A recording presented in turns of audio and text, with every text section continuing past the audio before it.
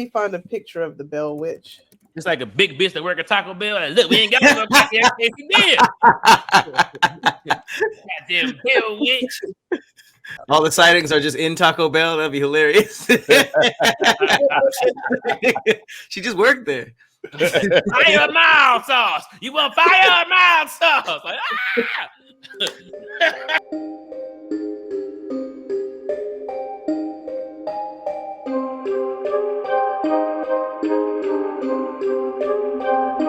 Welcome back to Conspiracy Corner, show where we dive in on the deepest and wildest conspiracies out there.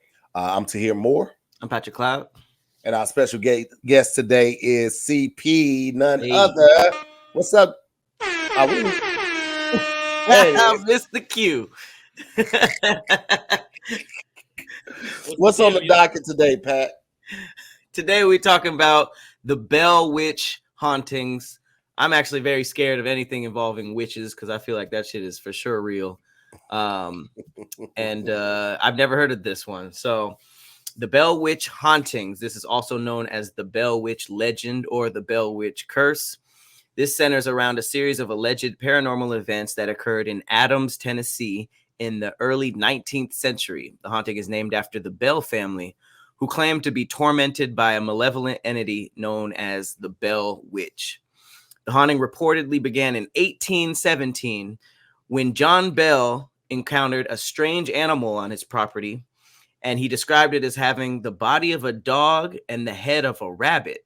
Shortly thereafter, the Bell family began experiencing a range of unsettling phenomena, including mysterious noises, objects moving on their own, and physical attacks targeting family members. The entity believed to be the spirit of a deceased neighbor named Kate Batts allegedly communicated with the Bell family through disembodied voices and manifested in various forms to torment them. The haunting escalated over time, drawing the attention of neighbors, local authorities, and even future U.S. President Andrew Jackson, who visited the Bell farm to investigate the phenomena. They had the president pulling up. That's crazy. That's how you know it's real. The Bell Witch hauntings have been the subject of numerous books, articles, and documentaries. Skeptics attribute the phenomena to hoaxes or natural explanations, which believers point to the detailed accounts of witnesses and the enduring legacy of the legend as evidence of its supernatural origins. So now I'm going to read some of the specifics. There was disembodied voices. The entity claiming to be the spirit of Kate Batts reportedly communicated with the family and visitors through various means, including spoken words and whispers. The voice of the Bell Witch was said to be both conversational and menacing, displaying knowledge of private information and issuing threats to those who crossed her, which is terrifying. I never heard of a ghost telling your business. That's fucking crazy. This is actually the worst part because usually ghosts just be doing weird stuff, but this one was actually physically assaulting people.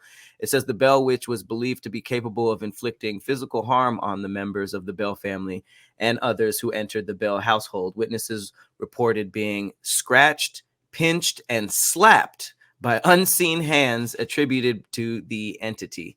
The physical assaults often occurred without warning and left marks and bruises on the victims' bodies.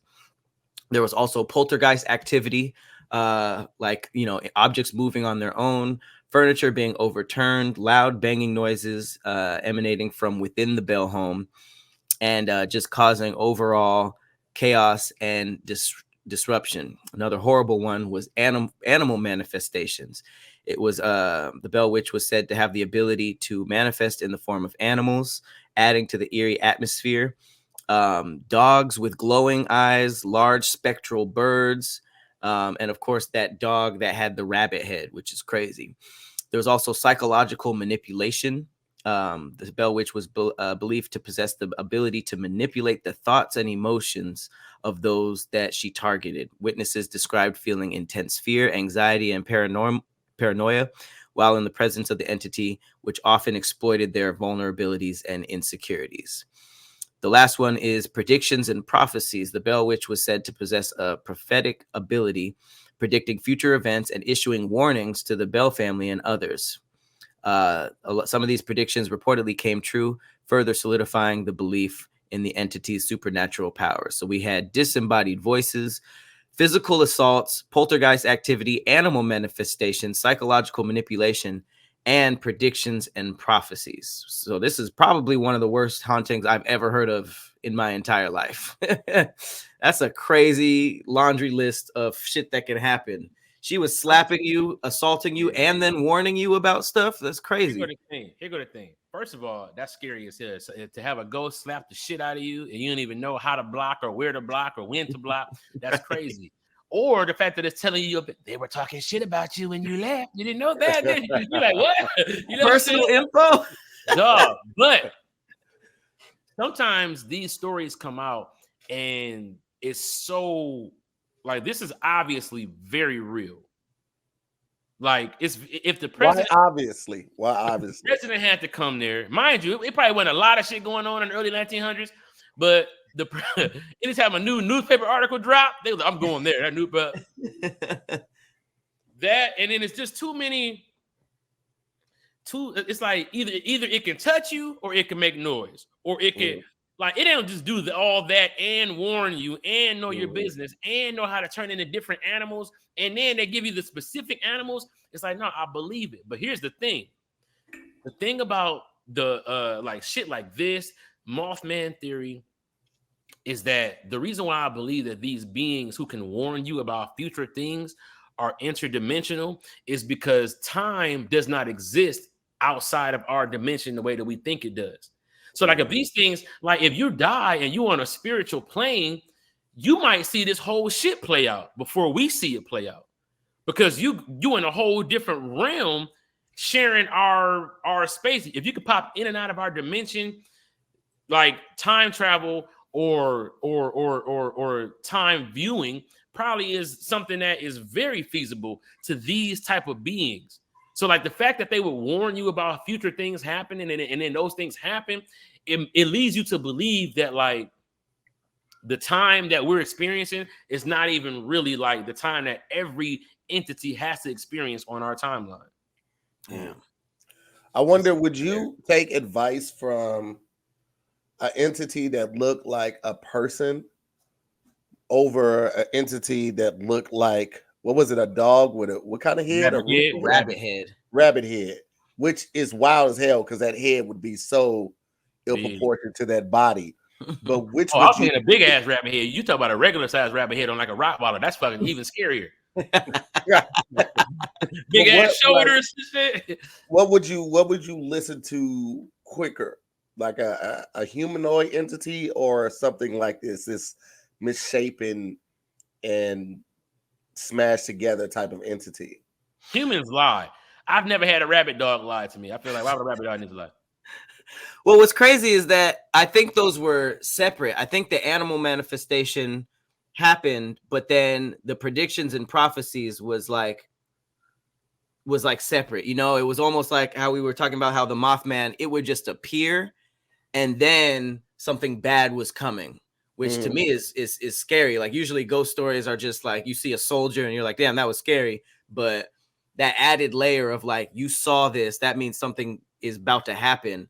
I think it's just like a overall warning. I don't think the animal was actually giving advice, you know. I think they just would see him and then they were just like, oh, okay, that's how they manifested. Like, you know, there was also the dogs with the glowing eyes, the spectral birds. Like, I think those might have been separate because they're saying she had like psychic powers. Whoa, that's not as scary as what was in my mind.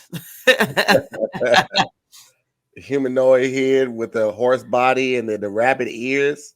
Yeah, the person, that's just scary. I don't think I would listen to that thing because that thing to me would seem like a demon or like hellish, you know. I don't want that big ass thing in my house. You got a horse body. You knocking over shit when you come in and leaving out. That's you making a mess. You have to just stick your head to the window and let me know. And them hooves on the hardwood floor would get on my goddamn nerves. What do you think it was the worst? What you think is the worst like ability that they had, and what one could you put up with? Because there's disembodied voices, physical assaults, poltergeist activity, animal manifestation, psychological manipulation, and the predictions and prophecies. What do you think is the worst and best out of those? The best is the paranormal activity if they would do it in front of people. Don't do it just in front of me, and then I gotta go and tell everybody that you're doing it, but then you don't do it when I bring the president here. No, do that shit in front of everybody, number one.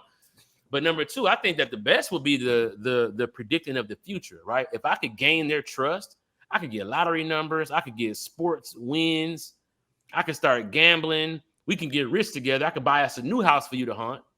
You know what I'm saying? It seemed like an evil spirit though. If it was slapping people and doing all this stuff, I think that it might have just been childlike, and it's slapping and pinching you to wake up so he can have somebody to mess with or play with to talk to or whatever. So it's just like, well, bitch, I can't sleep. I need somebody to talk to. Wake your ass up. But my thing is, why act like a bitch when it like? Has anybody ever tried to scare the ghost?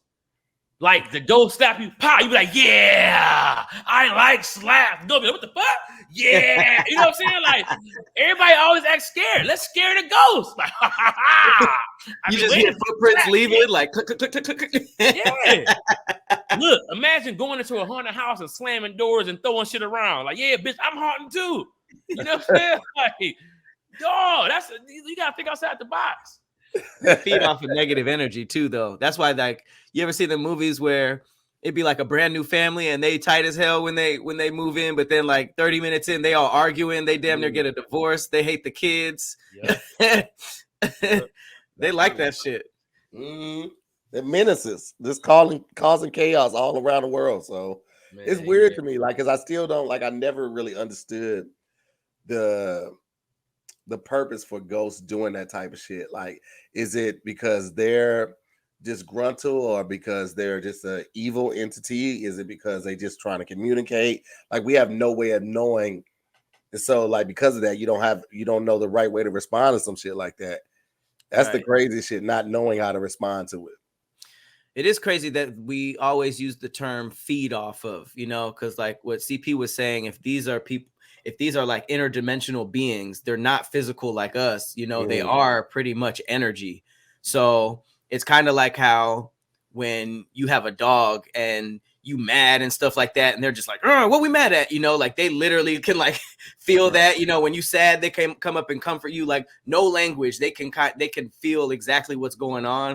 Mm-hmm. I feel like that kind of feeds into what we were talking about. Like they probably just thrive when niggas is walking around mad, niggas is arguing, like when they're giving that off, that's when they thrive, Mm-hmm. But it's kind of confusing because then when people are happy, they be just trying to ruin shit. That maybe that's why they're like overturning tables and slapping people. Like they really want people to like lose it in there. Mm-hmm. I think that the fear, like you said, Pat, that fear that they feed off of, that's probably the main thing. That's why scaring us has always, you look at like Monsters, Inc., right? And they always say some weird shit in movies like that. But if you remember, those monsters were feeding off those kids' fear and eventually their joy. And that was like, and those monsters were in a realm that was not those kids' realm, right? And it was going over space and time, because if you remember, they could go back into Boo's room even after the door was gone. They would have to go find the door and go back into her room. And it was almost like they were traveling throughout space and time to go through these doors. Mm-hmm. To get into these kids' rooms. And it's like, dog, you think, oh, it's just a movie, Monsters Inc., but it's like, bro, they be some of these principles are just that, the principle. Right? Like it's just how it goes, right? Like your TV is plugged into the wall, and that's what makes it turn on. On a cartoon, on Toy Story, nigga, they're not gonna not have the TV plugged into the wall. That's how it works. You know what I'm saying? So like when it's that wasn't even like the basis of the movie. Was the fact that they could go into these, kids' rooms. I mean, it was a big part of it, but it was like how they were doing it and what they were doing. That was interdimensional, and it was just like mulled over. Like, yeah, they do that and go to the room. It's like it's a lot of shit that is explained that we don't even have the ears to hear, like they're trying to tell. That's interesting. I never thought about it like that. Like a ghost is just doing shit to scare you, because it needs you scared. Like I just thought ghosts did scary shit because it was a scary concept. But I mean, that makes a lot of the shit, like, just opening cabinets and turning on the water. Like I was always just like, that's such a strange thing to do. But if you scared, then they thrive off of that energy. That makes a lot of sense. And that's put it like this, Pat. If you are a scientist and you study paranormal activity, the fear from that is gone. That's like, like you're not, if you're working with lions every day, the fear that a normal person would have around lions, you don't necessarily have that. If you don't have the fear and you can actually just study these paranormal things, now you kind of be on top of it. Like, all right, we're coming in here to monitor. We feel the gamma rays. You know what I'm saying? It's like there are people who aren't scared of it, who kind of become the experts of it. That's true, but them niggas be getting scared too. Like, yeah, they do. Like they come in like hella confidence, and then let that shit show themselves. They like, all right, we gotta go. Like, didn't you want that? Yeah, they be running before they get the footage and stuff. I'm just like, bruh. I agree. Yeah, it's crazy, man. I don't think I could do it. Like, I often ask myself, like, could I stay in a haunted house? Something that has been documented as being like haunted. How long could I stay? I honestly don't know, man. I guess it would depend on the extent that the paranormal activity was going to. If it's just stuff being knocked down, me hearing sounds and stuff like that, but like actually seeing the entities, I think that would freak me out. Bro, you ever play Resident Evil VR? Nah, or yeah, that is the shit that lets you know that you cannot survive in a haunted house. Because what happens is, like, I got so scared on like a cellular level. Like, my fucking hair was standing up, and that's I could feel it. And this is a VR game. I'm inside of the headset, inside of a fake haunted house, but it was so eerie. Mm-hmm. Like, I could like for a fact, if it was real, I don't think I could do it. I ain't gonna hold you up. It's a lot different when you're looking at a screen as opposed to being inside it, Mm-hmm. But I get it. Like, I feel like I could do a paranormal investigation, but just like not be scared is kind of crazy, because you're literally looking at otherworldly stuff. And I've seen stuff move in front of my eyes that you're almost just like, I didn't just see that, you kind of just like lie to yourself for a little bit. You're just like, nah, I don't believe that. It's, even though it's just like, bro, I just showed you. Nah, no, you didn't. No, you didn't. No, you didn't. I'm not looking at that. looking around. Nope, I refuse to see it. I refuse to believe it. Yeah. Well, man, listen, that's been another amazing episode, man. We appreciate you guys watching. If you guys have any crazy conspiracy theories, make sure to post those below. Let us know what we should check out next. Any recommendation, anything like that, we appreciate it. Appreciate y'all watching. We'll see y'all next time on the next episode of Conspiracy Corner. Peace, guys.